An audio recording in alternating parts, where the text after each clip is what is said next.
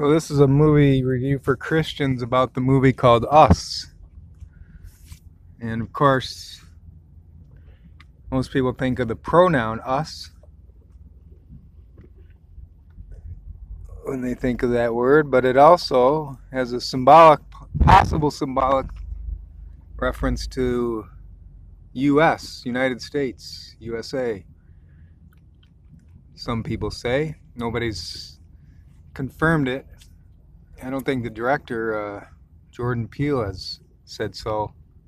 He has not overtly said so, but you could make the extrapolation based on various things. Just a minute. And so, the movie, of course, is a horror film, and it comes out after his first successful movie, or the one that most people know about is called Get Out. And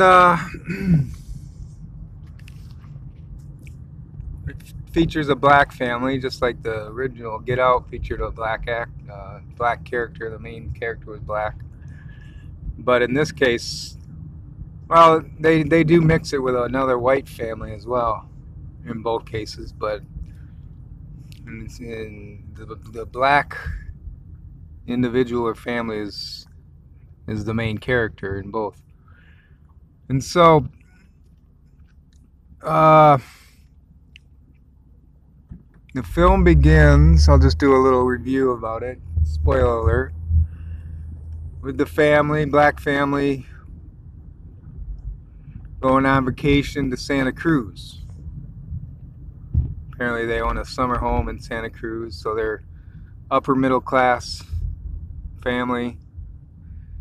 But their summer home is actually on a little lake, must be inland somewhere. I don't know if that's factual, if there is a little lake like that, but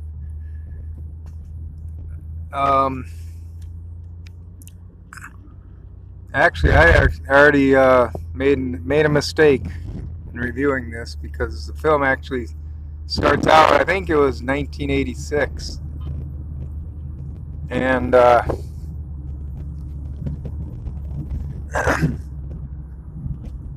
little girl, a little black girl, is with her mom and dad at the Santa Cruz amusement park. If you're familiar with Santa Cruz, I am. So it's kind of neat to see that they actually used the actual little amusement park there as the set. It's right along the beach, Pacific Ocean, the bay, Monterey Bay. And then you see the pier in the background. So that's kind of neat. I think probably a lot of people, at least from the Bay Area and California, who know Santa Cruz, probably got a little kick out of that. But so she's with her mom and dad. Mom goes to the bathroom, tells dad to keep an eye on the daughter. But the husband and father is playing one of the amusement park games, and she wanders off and enters into some little amusement, one of the attractions there. It's like a mystery house or something like that.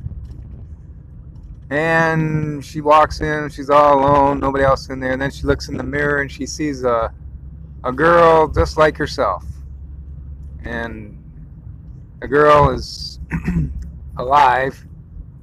It's not an actual reflection in the mirror.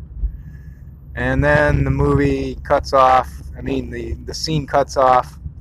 And the next thing you know, they're in the present day with the family on their way to Santa Cruz, as I was saying, for a vacation. But now this little girl, and it says in the caption says present day, so 2019 or whatever, 86, 96, 2006, so almost 30 years later, the little girl is now a mother and a wife. And she's with her two little children, a boy and a girl. And along the way, they show her, they talking about going to Santa Cruz Beach. Of course, that's where this thing happened.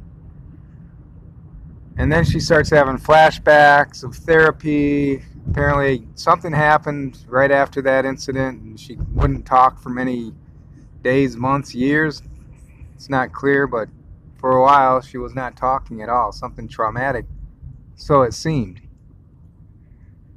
And the husband wants to go to Santa Cruz Beach in the evening to meet up with some friends there. She says, "No, I don't want to go," but then he keeps persuading her and says, "Okay, well, I'll go." And so they go, the family goes to the beach, meet with their white friends. They're sitting on the beach, and one of her boys, her son, suddenly disappears. She gets frantic. And by the way, in both scenes, in the earlier scene, 1986, and then as they're driving to the beach in present day, they see this guy who has a sign that says Jeremiah 11, verse 11.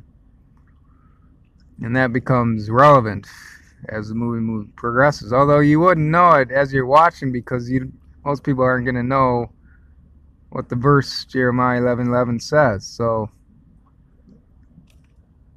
either just ignore that, or you look it up later on after the movie, which I did. I didn't know the exact verse, but I figured it was some kind of warning. And yes, it is. It is a warning. And I'll include that in the box below. And so you read the reviews. Some say, well, maybe Jordan Peele meant that to refer also to the United States.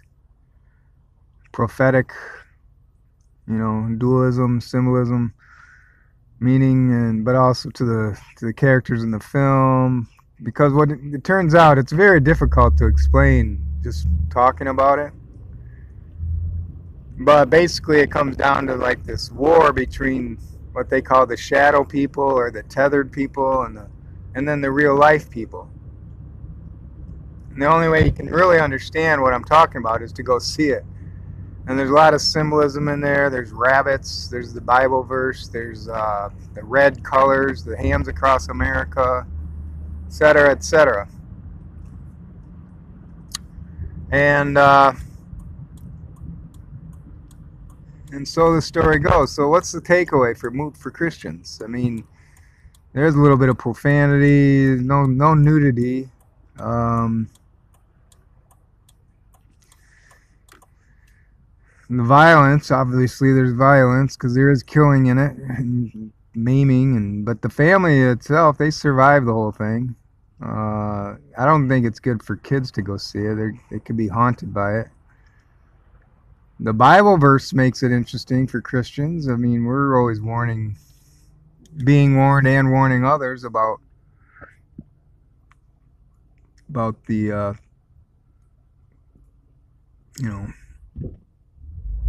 sins. Repent, be baptized. I am, at least. So I find that kind of interesting. They mix that in there with it. I don't know what Jordan Peele, maybe maybe he wants to make it in reference to race relations. I don't know. So there's a lot of unknown. It's not all black and white, crystal clear answers. So, but it's kind of like reading the Bible in some regards. You have to try to decipher some things, context and symbolism and various things like that make it at the same time mystifying, but also interesting and relevant and biblical. And so I'd say it's a decent movie to watch. I wasn't impressed by it so much as I think Get Out was more interesting, but you can get something from this. I wouldn't say it's edifying, necessarily. But whatever you do, if you take away something, that's good. And then for Christians, continue to